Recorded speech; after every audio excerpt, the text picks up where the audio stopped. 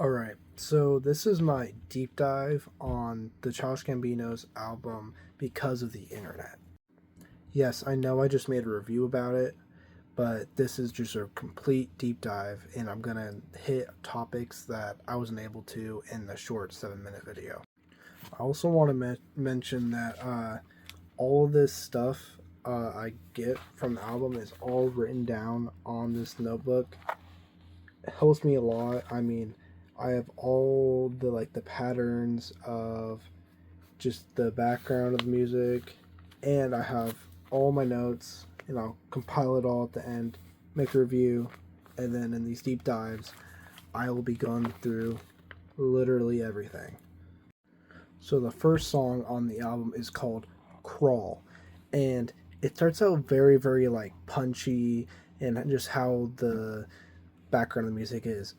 But throughout the song, it kind of calms down into like an orchestrated kind of violin thing, which I really, really enjoyed while listening to this album. This song is definitely not one of my favorite songs of the album, but it kind of sets off like a good tone for the rest of the album.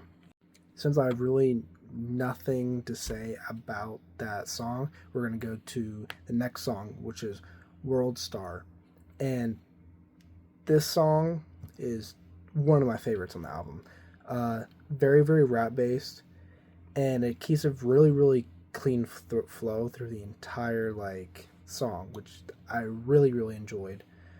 Uh, it starts slowing down halfway through, but like I said, the flow just keeps going, and I really, really enjoyed it. This song also really has a really well done R&B feel, which really hits at just the theme of the album not just being rap, it's R&B, pop, and rap, which I feel like it's great not just going through one genre. The ending again is orchestrated, so I feel like this is maybe meaning that it's the start of all of the conflict going on in the album. The next is just it's two songs back to back, but I kind of counted it as one in my review.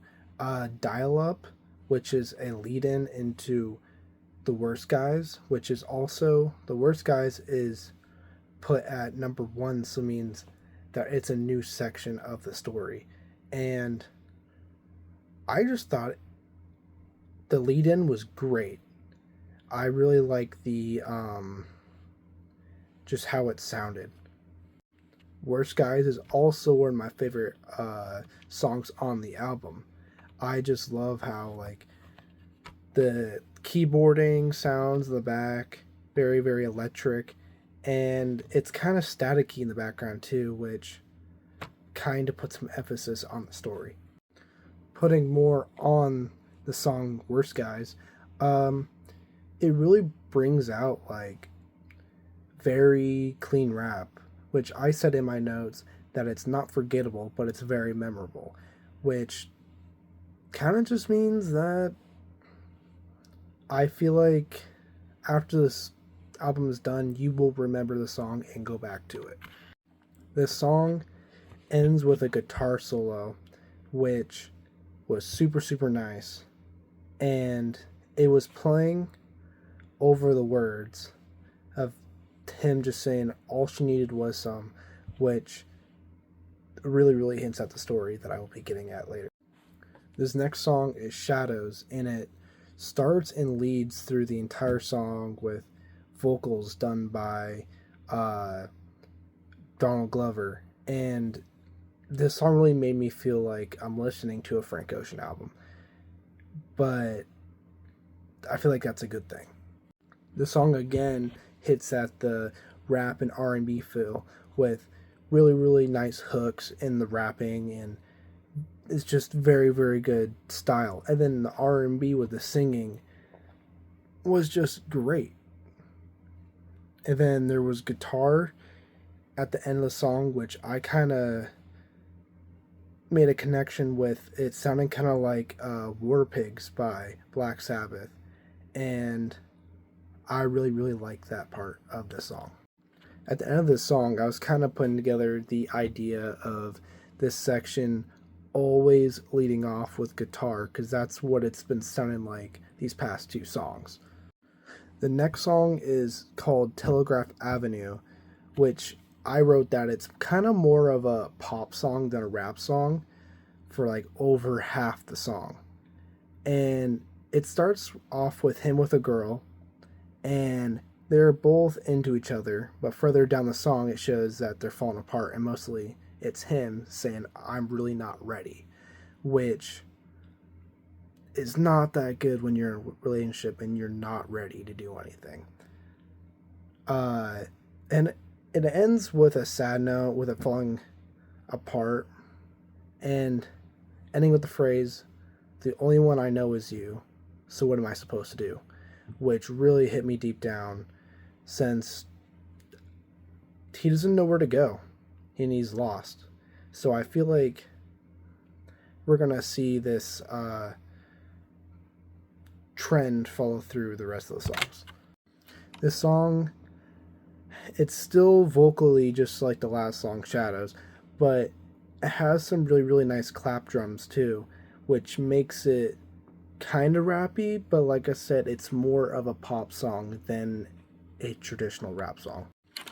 In this next song called Sweatpants, it starts off with a little xylophone. It was very, very interesting the way he put xylophone into it, but it really, really works. This song really talks about just his view of himself. Like, he's a rich kid, he has all the money, and he's feeling like the girl's friends are painting him as a villain, which he does not like at all. And he's, after the relationship is over, he's painting himself as the winner, and that he doesn't really care about that they broke up. The next song is what I would say is my favorite song of the entire album. It is called 3005. Here, Gambino is talking about how when he's alone, he would rather be with her. So it's kind of touching on now he kind of is feeling the relationship and he doesn't really know it. And he also says that he doesn't really care about the other guys that she's around, because he will always be by her side, which I feel like that is just super sweet. I feel like he wants a second chance, and I don't think the girls can let him. And then midway the song, it switches up, same beat and everything, but he says that he's lost all hope in a happy ending, which, yeah, is not great for his mentality. And he's just over with fighting for her. And he thinks he's fine again, just like how he was saying in the last song that he doesn't really care that the relationship is over. So throughout the first page, because this is the first page of my notebook, basically I feel like he's going through kind of stages of grief. He's right now in the first stage. We'll see more of the other stages of grief, but this page really ends off on him just like going back and forth with himself, saying, "Yeah, I don't care about that the relationship has ended, but he also can't live without her." So he's kind of mixed in between these ideas, and it sounds like he doesn't know what to do. And he's trying to convince himself that he does not need her during the end of 3005. 3005 also has a very keyboardy beat, and he's singing a lot, just like the first songs in this section of the album, starting off with The Worst Guys in Shadows, which he kind of skipped in Telegraph Avenue and Sweatpants. So that could mean something. So this next song, The Party, is very different. I mean, The song starts off with an electric piano and goes throughout the entire song with that electric piano. And it's kind of just describing how he's inviting these friends over for these parties. He's having these big parties, but they're really not his real friends. They're just using him for the parties, alcohol, drugs, and all that. And he doesn't really realize it. It also sounds like he has fallen into a deep depression, especially while using these alcohol, drugs, which he said he was using cocaine in one of the song lyrics. And I just don't think it's good for him. He also said that in the song that he invited, his ex-girlfriend to the party, even though he has a new girlfriend. So it's like he's trying to show that, hey, I'm good without you, and now I'm feeling even better. So he's kind of coming off as not the greatest guy. This next song has a lot to it, and it's kind of long. It's called No Exit. This song uses vocals, kind of like the last section, but it also uses crickets, which kind of transcends it from that last side. And then halfway through the song, it switches to 808s and a laughing sound, which kind of creeped me out. The song shows that he's really losing his mind. Like, he's seeing that all the stuff that he's gotten and everything does not really impress the ex, which does not put down with him really smoothly. I mean, he even said that he wants to kill her like a recluse spider kills its victims with its bite. He's completely different from the last section of the album. At this point of the album, it's showing more of the 5 stages of grief. Like, he's already gone through denial, but he's showing more angry and bargaining sides of himself. He's already gone through depression, but we still need to see the acceptance, which we will see in this next part. The first song in the next section is called Flight of the Navigator, which uses soft guitar with repeating what I wrote in my notebook as whoa, whoa, whoa, whoa, whoa, whoa, whoa, whoa, whoa. That's what you hear through the song. And it sounds like he is accepting his breakup, which goes back to the idea of the 5 stages of grief, because he's going through the last step, which is acceptance. We can kind of feel this with, like I said, the soft guitar, but just how his words sway. It's very, very beautiful. This next song, Zealots of Stockholm, I said really didn't add much. Only thing I got out of it is that he's becoming asthmatic from all the smoking he's doing, and it doesn't sound like he's being very healthy. This song does point back at the internet side of things. So I really was making the connection of why the girl left him, which makes us believe that it was because of the internet. In the first half of the song, it's very keyboardy, but halfway through it switches to soft drums and vocals. And I like this part of it, but the song kind of drags a bit, which, if you watch my review, that's the reason why I gave it an 8.9 out of 10, because some of the songs drag, and this is where it really starts dragging. And now we're already into the next section, which it starts with Pink Toes, and it's keyboardy halfway through, and then it goes into soft drums and like a clapping sound.